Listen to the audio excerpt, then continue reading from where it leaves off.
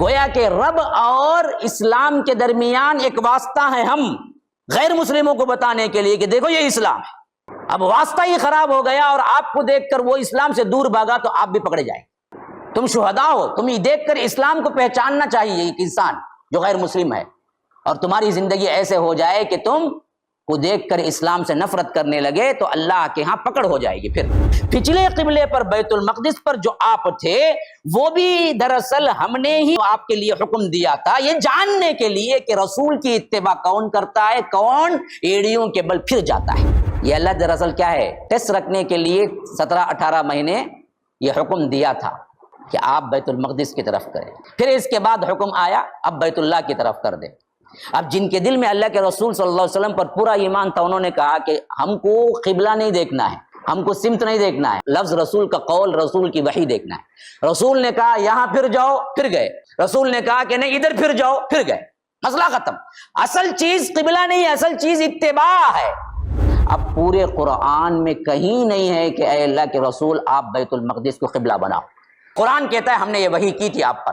تو مطلب کیا ہے، قرآن کے وحی کے علاوہ ایک اور وحی آتی تھی جسے حدیث کہتے ہیں۔ منکرین حدیث کے لیے اس میں کیا ہے، منہ توڑ تماچا ہے، جو کہتے ہیں کہ قرآن کی وحی کے علاوہ کوئی وحی نہیں آئی۔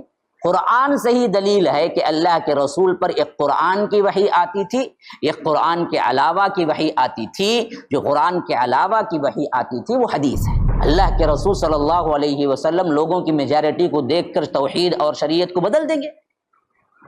ممکن ہے؟ نہیں۔ پھر اللہ کے رسول سے خطاب کر کے یہ کیوں کہا جا رہا ہے کہ آپ ان کے خواہشوں کی پیروی کریں گے تو آپ ظالموں میں شمار ہو جائیں گے؟ اصل مقصود ہم کو کہنا ہے دیکھو تم میجارٹی کے پیچھے مت بھاگو، حق جو ہے وہ حق ہے۔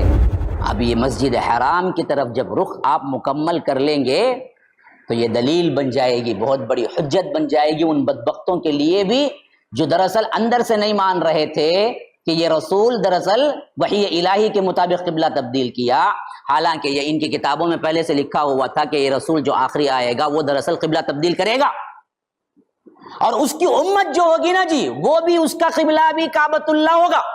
اب جب مکمل طور پر تم بھی کیا کعبۃ اللہ پہ کرو گے تو یہ نشانی ان کے لیے حجت بن کے رہ جائے گی قیامت تک کے لیے کہ دیکھو تمہارے کتاب کے مطابق تو رسول اور اس کے ساتھی سچے ہو گئے، اب تم اپنی ضد اور ہمدردی میں نہ بدلو تو ظالم ہو، تم نہیں بدلتے ہو، ورنہ تو قرآن کے حساب سے نہیں تورات کے حساب سے بھی ہم سچے ہو گئے۔ یہ آخری رسول کی نشانی ہے۔